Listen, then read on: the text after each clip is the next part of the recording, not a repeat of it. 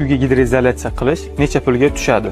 Gidroizolyatsiya o'zi nima? Gidroizolyatsiya asosan ko'p qavatli uylarning tomlarida va uylarning podval va uylarning grunt osti qismida foydalaniladi. Gidroizolyatsiya yuzani suv va namgarchilikdan himoya qilib turadigan izolyatsion qatlam hisoblanadi. Gidroizolyatsiya qilishdan oldin uyning kotlavanini o'rtacha 1,5 metr kenglikda qazib ketish kerak bo'ladi. Ya'ni odam tushib bemalol ishlay olishi uchun sharoit bo'lishi kerak. Gidroizolyatsiyani o'zi ikkita etapda qilinadi. Birinchi etapda yuzaga qizdirilgan bitum surib chiqariladi. Ikkinchi etapda esa bitumli yuzaga gidroizolятsion tol yuqori darajadan qizdirib, yopishtirib chiqariladi. Gidroizolятsion tolning narxi sifatiga qarab farqlanadi. Gidroizolятsion tol rulon holatda sotiladi. Bitta rulonda 10 kvadrat bo'ladi, ya'ni eni 1 metr, uzunligi 10 metr bo'ladi. Hozir asosan ko'p ishlatilayotgan tol Turkman toli hisoblanadi. Bir ruloni o'rtacha 250 ming so'm. Sifat jihatdan ancha sifatli tol, bu rossiyskiy tol hisoblanadi. Bir ruloni o'rtacha $100 atrofida bo'ladi. Uyning 1 metr kvadratini gidroizolyatsiya qilish